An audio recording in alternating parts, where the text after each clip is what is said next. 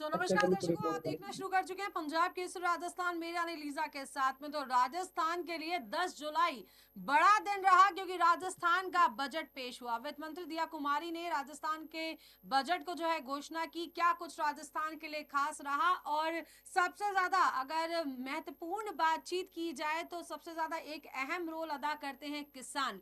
तो आज उसी को लेकर बातचीत हम लोग करने वाले हैं आज की इस डिबेट में। तो फिलहाल आपको बता दूं कि आज हम लोग जो है बीजेपी और कांग्रेस के प्रवक्ताओं को अपने साथ लेके जुड़े हैं, और आज इस डिबेट में वो हिस्सा बने हैं। तो मेरे साथ जो है भारतीय जनता पार्टी से प्रवक्ता के रूप में सारिका जुड़ी है। तो सारिका, बहुत बहुत स्वागत है आपका।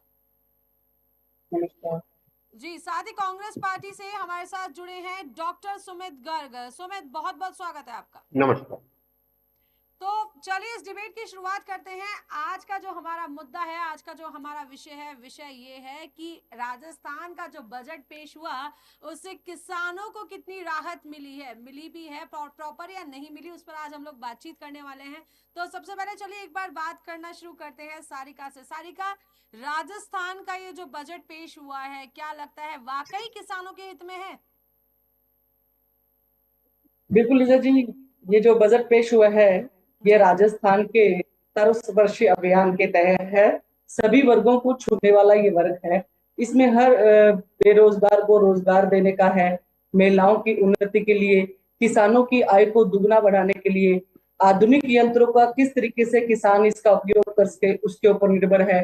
चाहे यमुना जल समझौता हो, चाहे इंदिरा गांधी सिंचाई योजना हो, इन योजनाओं को किस तरीके से धरातल पे उतारा जाए, किस तरीके से किसानों का जीवन उदार किया जाए, इस तरीके की बड़ी योजनाओं के साथ इस बजट को राजस्थान में पेश किया गया है। और मुझे पूरा विश्वास है भाजपा जो कहती है वो करती है। राजस्थान में मुख्यमंत्री भजनलाल शर्मा जी की जब से पिछले 6 महीने से सरकार बनी है, जनता के दिलों में उन्होंने अपनी एक विशेष जगह बनाई है, और उसी के प्रयासरत मैं आज आपको पूरे विश्वास से कह सकती हूँ हर वर्ग को, हर उत्थान करने के लिए, महिलाओं का, किसानों की आय को दुगना बढ़ाने के लिए डबल इंजन की सरकार निश्चित रूप में राजस्थान के अंदर एक अच्छा कार्य करने जा रही है। इसमें आप और सब मिलकर इसके भागीदारी बनेंगे, मुझे पूरा विश्वास है। जी, तो चलिए एक बार चलेंगे सुमित के पास। डॉक्टर सुमित, क्या कहते हैं जो किसानों के लिए इस बार जो घोषणाएं हुई हैं, वाकई किसानों को उसका फायदा मिलेगा, या किसानों के लिए वाकई ये इतनी बेनिफिशियल है? लीजा जी नमस्कार। लीजा जी क्या कहूं मैं, ये उस सरकार का बजट है जिस सरकार को ये दो इंजन की सरकार कहते हैं, और पहला इंजन जो है दिल्ली की सरकार, वो इस देश के किसानों के साथ कितना अत्याचार और दुर्व्यवहार कर चुका है। 3 काले कानून के समय पूरे देश ने देखा कि कैसे 750 किसानों को उसकी शहादत हुई। उसी परंपरा का निर्वहन आदरणीय वित्त मंत्री जी ने अपने बजट में किया। बड़ा दुख का विषय है। कृषि मंत्री जी ने कृषि बजट पढ़ा, लेकिन कृषि मंत्री वहां नहीं थे। कृषि मंत्री बड़े दुखी, व्यथित, सदन से दूर थे, क्योंकि वो इनकी नीतियों से शायद परेशान। लीजा जी मैं आपको बताना चाहता हूं, पूर्ववर्ती जब हमारी सरकार थी, कांग्रेस की सरकार थी, हमने किसानों के 5,427 करोड़ रुपए के लोन माफ किए, जिसके चलते लगभग 15 लाख किसान लाभान्वित थे। हम वहीं नहीं रुके, हमने उसके बाद 20,000 करोड़ रुपए के इंटरेस्ट फ्री लोन दिए। 20 लाख के करीबन किसान लाभान्वित हुए, दोनों को मिलाकर लगभग 35 लाख किसान लाभान्वित हुए। हमने अभी 2,000 यूनिट किसानों को बिजली फ्री दी। हमने किसानों की जो दुधारू किसान है, उनका हर प्रति लीटर दूध पर 5 रुपए का अनुदान दिया।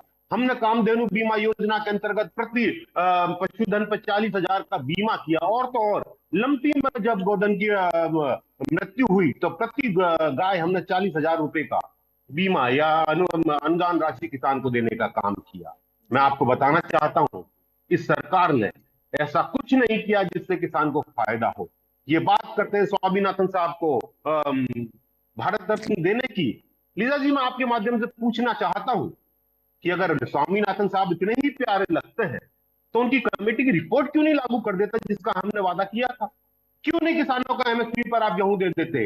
क्यों आपने किसानों से जब वादा किया कि आपकी सरकार आएगी जब आप 2700 रुपए क्विंटल किसानों को एमएसपी देंगे गेहूं का, आज नहीं दे रहे, मुकर गए। स्वामीनाथन साहब का आप नाम नहीं लेते। किसान आज भी 10 साल बाद भाजपा की सरकार केंद्र में होने के बाद भी खाद बीज के लिए लाइन में लगा रहता है। इससे ज्यादा किसान का अहित कोई नहीं कर सकता, किसी सूरत में नहीं हो सकता। मैं आपके चैनल पर दावे के साथ कह सकता हूं कि आज धरती पुत्र खून के आंसू इस सरकार के चलते रो रहा है।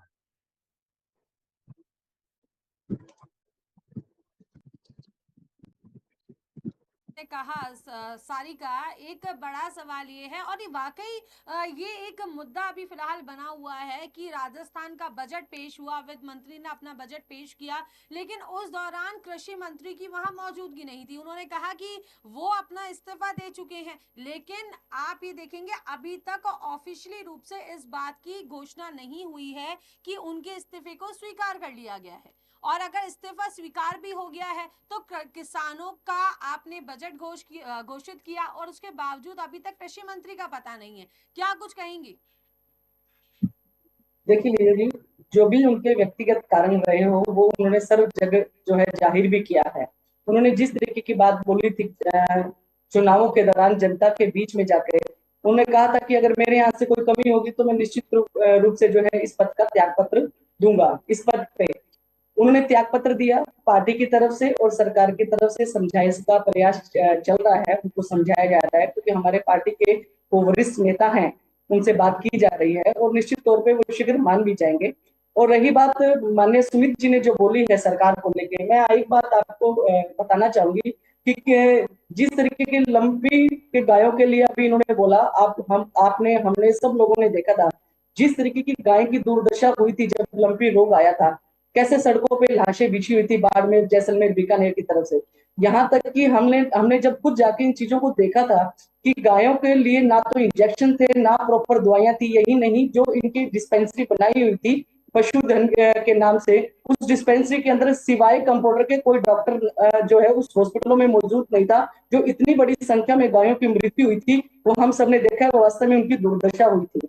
दूसरी बात ये मैं कहूंगी कि कृषि से धन और ज्ञान का प्राप्त होता है तथा कृषि ही मानव जीवन का आधार है, ये हम सभी जानते हैं। कृषि के क्षेत्र के अंदर पशुपालन और उत्पादकता बढ़ाना ये हमारी प्राथमिकता राजस्थान के किसानों के लिए रहेगी।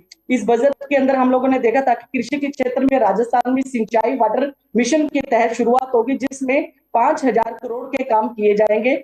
ईआरसीपी का काम 6600 करोड़ रुपए की स्वीकृति दी जा चुकी है और इसके ऑर्डर भी निकल गए हैं अभी राज्य सरकार के द्वारा।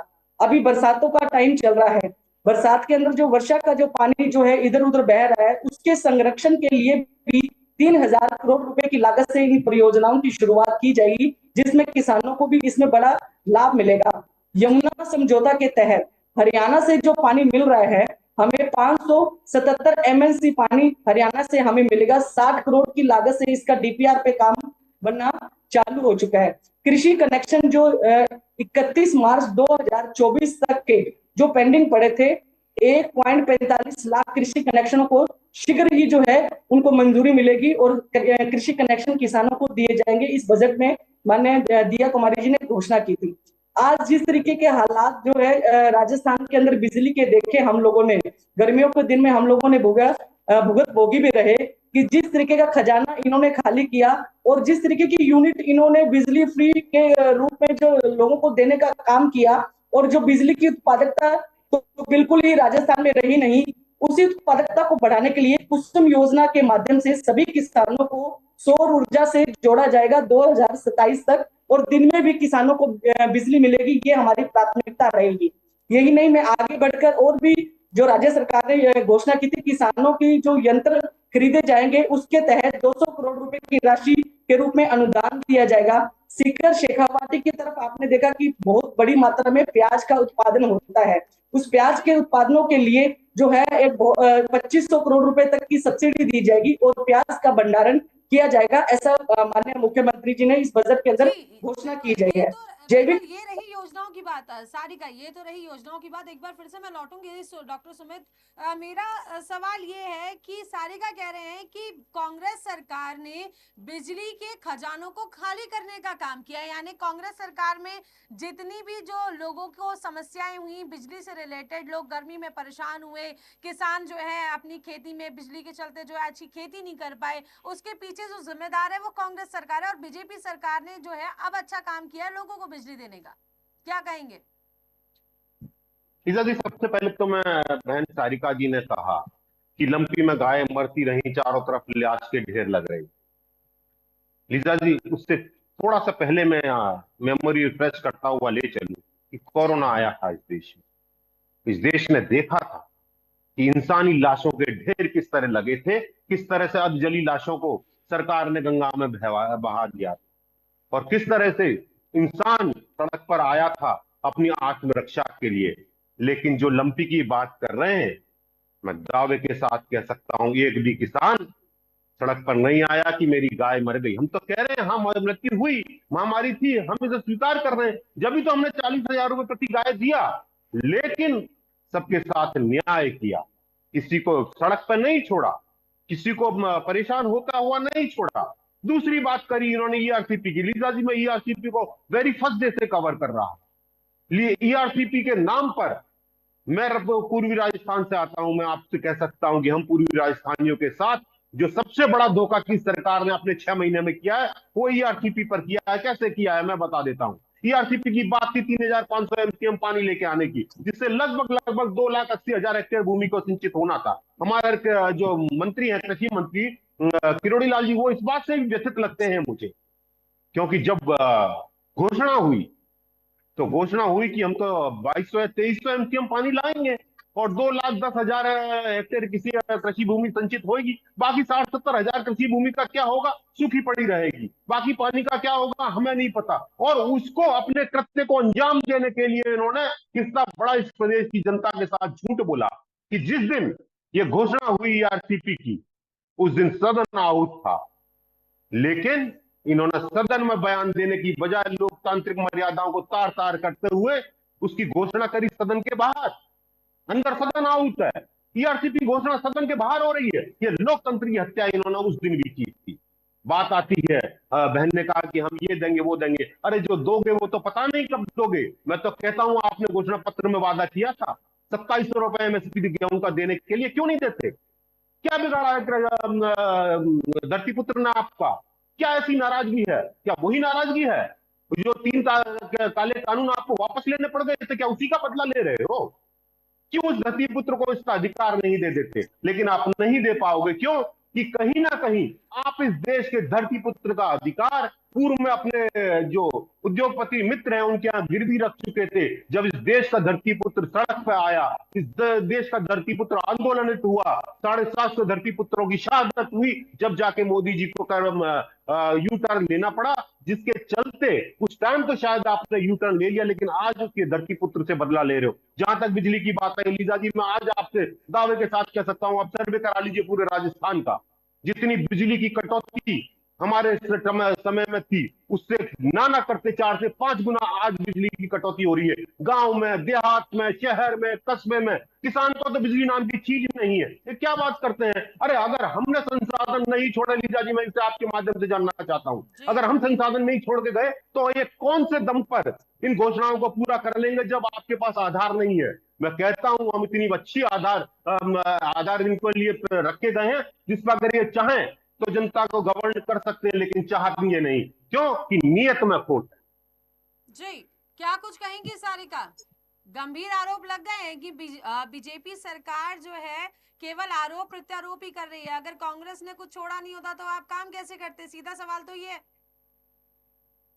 देखिए, मेरे साथी भाई प्रवक्ता ने बहुत आसानी से इल्जाम तो लगा दिया, पर ये नहीं देखा कि पिछले 5 साल का कार्यकाल जिस तरीके का राजस्थान में रहा था अशोक गहलोत जी का, वो हम सबने भली भांति देखा। सिवाय उन्होंने अपनी कुर्सी बचाने के, इसके अलावा कोई काम राजस्थान की जनता के हित के अंदर नहीं किया। खाली मोबाइल बांट देने से या फालतू की घोषणाओं करने से उनको अमली जामा नहीं पहनाया। ये काम जो उन्होंने किया, तभी तो इनकी सरकार बन नहीं पाई। इन्हीं के मंत्री इन्हीं की सरकार की बगावत कर रहे थे। इन्हीं के एमएलए जो है, इन्हीं के मंत्री पार्टी को छोड़ छोड़ के भारतीय जनता पार्टी को ज्वाइन कर रहे थे। डिबेट तो किसान पर है ये शायद। मेरे पास में झांकना चाहिए कि इन्होंने जिस तरीके का काम राजस्थान की जनता के साथ में किया था, जनता को छल दिखावा और जो किया था, उसका भलीभांति जो है इन 2024 के चुनावों का परिणाम आप लोगों ने देखा। तभी तो भारतीय जनता पार्टी पूर्ण बहुमत के साथ राजस्थान के अंदर सरकार बनाई, क्योंकि राजस्थान की जनता ये जानती है कि जो विश्वास जो भारतीय जनता पार्टी में उन्होंने जगाया है, और वो निश्चित तौर पे उसका परिणाम भी अब पिछले 6 महीने से धरातल पर देखने लगा है। चाहे आप रसोई गैस की सब्सिडी के माध्यम से योजनाएं देखें, जो इतने बड़े घोटाले रोजगार युवाओं के साथ हुए थे, वो भी लीजा हम लोगों ने देखे थे। जी, आपको एक बार बीच में रोकना चाहूंगी, लेकिन बात हम कर रहे हैं, देखिए घोटालों की बात अगर की जाए तो ये डिबेट काफी ज्यादा लंबी जाएगी, लेकिन मेरा सवाल ये है कि बात हम कृषि से जुड़े मुद्दों को लेकर कर रहे हैं। तो मेरा सवाल आपसे ये है कि किसानों को क्या राहत मिली? अभी जो बात मुद्दा है वो ये है, क्या आपको लगता है भजनलाल सरकार, अभी राजस्थान में बीजेपी, ऐसा नहीं है कि बीजेपी 25 के 25 सीट लेकर आ पाई है, ऐसा बिल्कुल नहीं हुआ है, क्योंकि जो वादे जो थे कि इस बार 25 की 25 सीटें राजस्थान में बीजेपी के पाले में आएंगी, लेकिन ऐसा कुछ हुआ नहीं। अब जो है किसानों को कहीं ना कहीं, जो जिस तरीके से केंद्र की तरफ किसानों ने एक समय पे कूच किया और काफी किसान जो है इसके अंदर इस चीज का शिकार हुए, वहां पर कई किसानों की मौत की खबर भी सामने आई। लेकिन अब क्या लगता है कि राजस्थान में इस बार जो बजट की जो घोषणाएं हुई हैं, तो क्या बीजेपी सरकार भरपाई करने का काम कर रही है क्या? जो घोषणाएं की देखिए लीजा जी, मैं कोशिश आपको है जो है किसानों को खुश कर आगामी चुनावों में भरपाई करने का। देखिए लीजा जी, मैं आपको बताना चाहूंगी, भैरव सिंह जी के राज को और वसुंधरा जी के राज को भी राजस्थान की जनता ने देखा था कि किसानों के लिए जो विकास के कार्य हुए थे, खुद स्वयं भैरव सिंह जी और वसुंधरा जी राजे पंजाब में और हरियाणा जाकर किसानों के लिए पानी की व्यवस्था सुचारू रूप से करने के लिए टैल तक के किसानों को पानी पहुंचाने का काम भारतीय जनता पार्टी की सरकार ने किया था। और अभी हमारे राज मात्र 6 महीने हुए हैं, 6 महीने के अंदर आप देखिए जो पिछले 50 वर्षों से हडोती के अंदर जो है और शेखावाटी के अंदर के किसानों को जिस तरीके का पानी सिंचाई के लिए और पेयजल के लिए नहीं मिल रहा था, वो इस सरकार ने बनते ही 3 महीने के अंदर हरियाणा के और मध्य प्रदेश के मुख्यमंत्रियों से वार्ता करके इस इतनी बड़ी योजनाओं को अमली जामा पहनाकर इस योजना की शुरुआत कर दी। और इनके कहने से और बोलने से कुछ नहीं होगा। अगर आपके पास में कोई प्रूफ है ईआरसीपी को लेकर, तो वो जनता को दिखाइए। समझौता हो चुका है और उस समझौते के तहत ही ये काम जो है स्टार्ट भी हो चुका है। मैं आप लोगों को एक बात और ध्यान में लाना चाहूंगी। जी सारिका, बिल्कुल लौटेंगे आपके पास। जी सुमित बताइए। लीजा जी, ये जो कह रहे थे मेरे पास प्रमाण की मेरे को जरूरत नहीं है, मैं तो इतना ही कह रहा हूँ कि जो एमओयू है आप मेरी बात सुनिए, बोलने से कुछ नहीं होगा, आपको प्रमाणिकता तो देनी पड़ेगी। हम लोग प्रमाण दे रहे हैं कि डीपीआर के तहत जो ये प्रमाण ये कार्य चालू हो चुका है, आप किसके तहत कर रहे हैं हम लोगों को तो समझ में नहीं आती। सारिका जी, मैं यही कह रहा हूँ कि आज भी सदन आहूत है, आप उस एमओयू को क्यों छिपा रहे हैं? सदन में रख दीजिए, क्यों नहीं रखते? खैर आप नहीं रख पाएंगे क्योंकि उससे आपकी कल खुल जाएगी। अब मैं बात आता हूँ, सारिका जी ने बताया कि हमने क्या किया 5 साल में। मैं भैरव सिंह जी और वसुंधरा जी के काल में सारिका जी चली गई बच्ची बचाती, लेकिन मैं नहीं जाऊंगा हरदेव सिंह सुखाड़िया जी के काल में। बिल्कुल मैं गहलोत 3 की बात करूंगा, जब अशोक गहलोत थर्ड ने दिया सरकार हमारे प्रदेश को, हमने 13.5% पर कैपिटा इनकम को बढ़ाया, हमने 4% इस प्रदेश का फिजिकल डेफिसिट अपने 5 साल में कम करके दिया, ये करके दिया हमने। लेकिन आप नहीं बात कर पाएंगे उनकी, क्यों? क्योंकि आपको मुद्दों से भटकना है। मैं तो आज फिर कह रहा हूं कि आप आरोप लगाना बंद कर दें। आरोप लगाने से कुछ नहीं होगा। ये प्रदेश चाहता है आप गवर्न करें, आपको चुना इसलिए है कि आप जनता को अच्छी सहूलियतें दें, लेकिन आप नहीं दे पाए। इसका प्रमाण ये था लीजा जी, इस प्रदेश की जनता ने इनको लोकसभा चुनाव में 25-0 से हराया। 25-0 से कैसे, वो मैं बता देता हूँ। 11 तो आधिकारिक रूप से हराया। राज्यों में आपकी सरकार थी, आप अपना तो देखिए ना, हमारी तो छोड़िए। बात कर ले, कांग्रेस की सरकार थी वहां कैसे काम चलेगा? काम चलेगा? बात राजस्थान की होगी। लीजा जी ऐसे बीच में बोलेंगी, ये कैसे काम? मैं मान रहा हूँ आपको, मैं समझ पा रहा हूँ आपकी भावना है, लेकिन थोड़ा सा उनको रोक के रखें। मैं बता देता हूँ 25-0 से कैसे हारे। जी 11 तुम्हारी तो बात ये जी ऑफिशियली तुम्हारा हारे, पर आप चुनाव दोनों आयोग के समझिए, सर्टिफिकेट से लेकिन हारे, बात है और राजस्थान 14 कृषि कैसे हारे। की बात हो रही है तो कृषि पे ही होनी चाहिए बात को मुद्दों हाँ, को मैं वही भड़काने की बता रहा हूँ कि धरती पुत्र आपने ने जो मुद्दे हराया हैं, उन आपको। मुद्दों पे मैं लाइए। यही कह रहा हूँ कि धरती पुत्र ने हराया आपको, कि 14 पे आप 4-4 लाख आपके वोट ऑफ परसेंटेज कम हो गए। आप 1-1, 2-2 हजार से हमसे जीते, जहां पे 4-4 लाख की आपकी हमसे ज्यादा आपका वोट ऑफ परसेंटेज था, वहां 4-4 लाख कम हो गए। तो 11 तो आप ऑफिशियली हारे, 14 आप नैतिक रूप से हारे, और ये इसलिए हारे कि आप किसान विरोधी हैं, आप जन विरोधी हैं, आप युवा विरोधी हैं। ये ठप्पा आप पे लगा और इस प्रदेश की जनता ने इसको स्वीकार किया, और अपनी उस गलती को जो विधानसभा चुनाव में उन्होंने करा था, इस लोकसभा चुनाव में दोहराने का, बदलने का कार्य किया। तो आप सुमित ये कह रहे हैं, आपने कहा कि किसान विरोधी है बीजेपी सरकार, किसान विरोधी है इसलिए किसानों के लिए योजनाएं लागू करी है इस बार इतनी सारी। नहीं, किसानों के लिए योजना नहीं है, ये ख्याली पुलाव है, ये परोस रहे हैं। जैसे इन्होंने लोकसभा अपने, मैं यही तो मैं कह रहा हूँ जी, अपने चुनाव घोषणा पत्र में लेके आए कि किसान को गेहूं का एमएसपी 2700 देंगे। ये दूसरी फसल आ गई, क्यों नहीं देते? नहीं देंगे। 3 काले कानून के बाद समर्थन मूल्य चिट्ठी फेंक गए। 125 तो हम रुपए समर्थन बढ़ाकर की दिया बात करते, बजट की सरकार ने। कितना हुआ? समर्थन मूल्य 2200 बढ़ाकर से दिया 125 2200 था रुपए, ना, 2200 था, 125 में 2500 तो रुपए कितने हो किए गए हैं, बता दो मेरे को। 2500 2200 2500 से रुपए तो किए कितने हैं, हो गए? 125? ना ना ना ना, आप चैनल पर गलत जो बयान कर रही है, सारिका जी माफी चाहूंगा। 125 2200 रुपए रुपए थे, प्लस करके दिए 125 हैं। आपने बढ़ाए। हाँ, तो 2325 हो गए ना। आपने वादा 2700 का किया था, इस देश आपने प्रदेश कितने के बढ़ाए? किसान ने 2700 में हमने तो किए। सरकार आप, बनते ही बढ़ाए, आपने किसानों के लिए कितने बढ़ाए अरे वो बताइए हमने आप। तो किसानों को इतना दिया, मैंने तो लिस्ट गिना दी, आप उसके साथ एक भी चीज गिना दीजिए। आपने समर्थन बिजली मूल्य दी, में क्या बढ़ाया आप 5 साल में, आप बताइए। हमने तो 3 महीने में बढ़ा दिया, आपने 5 साल में कितना समर्थन मूल्य बढ़ाया? 5 साल में कितना था? पहले आप ही मेरे को ये बता दीजिए क्या समर्थन मूल्य, फिर मैं बता दूंगा ये कितना हमने बढ़ाया। मैं आप बताओ कितना था हमारी समर्थन मूल्य। सरकार ने तो 3 महीने के अंदर ही 125 रुपए बढ़ाकर अरे 5 समर्थन साल मूल्य पहले प्लस कितना था? किया। किसान ना सम्मान ना, निधि, आपने आपने वादा किसान, किया किसान सम्मान निधि पे आपने फिर देखिए, झूठ बोला। किसान किसान सम्मान निधि सम्मान के निधि पे तहत जो है प्रधानमंत्री किसानों ने को बोला हम 6,000 12 रुपए हजार की जो रुपए मिलती थी देंगे। ना, 6,000 आपने कहा रुपए 12 हजार प्रति रुपए वर्ष देंगे, मिलते थे, और आज आज तक किसानों को 8,000 रुपए 8,000 रुपए प्रति वर्ष मिल रहे हैं। आपने 8,000 हाँ, रुपए प्रति आपने वर्ष फिर किसानों के खाते में जा रहे हैं इस वक्त। आपके प्रधानमंत्री ने फिर झूठ बोल दिया कि मैं 12,000 करूंगा, और किसान सम्मान निधि 6,000 ही है केंद्र की। बिल्कुल गलत 200 बात, नहीं राज्य सुमित जी सरकार ने बिल्कुल बढ़वाए गलत हैं, बोल रहे हैं आप। 200 इस तरीके की राज्य सरकार बयानबाजी ने मत कीजिए। बढ़वाए हैं, आज किसानों को खाते के 200 अंदर राज्य 8,000 सरकार रुपए ने प्रति बढ़वाए वर्ष हैं। आ रहे हैं। हाँ, आप खुद 200 जाकर इस राज्य न्यूज़ को सरकार चेक के खाते में कीजिए। बढ़ाए हैं। नहीं गलत मैं बात, तो कह रहा हूँ यहाँ पे आपने बैठे नहीं हुए किए हैं, ऐसे मैं कह रहा जगहों हूँ में बैठे 8,000 हुए किए कुछ हैं, लोगों को घर मैं कह रहा पर हूँ जाकर आप 8,000 देख किए हैं। तो आय मिल चलिए रही है 8,000 प्रति किए। वर्ष जो अरे 6,000 सारिका जी, मैं कह रहा हूँ मेरा 8,000 किए हैं। अगला सवाल जी, माफी चाहूंगी आपको बीच में रोक रही हूँ सुमित, लेकिन मेरा अगला सवाल जो है वो सारिका से है। सारिका, ब्याज को जो है माफ, अगर ऋण को माफ करने की बात की जाए तो ऋण माफ को लेकर जो है अक्सर जो है बीजेपी पर आरोप लगते हैं, लेकिन क्या आपको लगता है कि कांग्रेस सरकार ने अपने राज्य में किसानों के ऋणों को माफ किया? देखिए, किसानों जब आपने देखा था जब पिछली बार सरकार के चुनाव हुए थे, तब यही इनके माननीय राहुल बाबा आए थे और जयपुर की बड़ी सभा के अंदर बोले थे 1 2 3 10 तक गिनती करके बोले थे कि राजस्थान की किसानों का संपूर्ण कर्जा माफ। ये घोषणा किसने की थी? राहुल गांधी जी ने की थी। और इन्हीं की सरकार के टाइम के अंदर कितने किसानों ने आत्महत्या की थी? 80 से ऊपर किसानों ने की थी। वो आंकड़ा भी मैं आपको दे देती हूँ।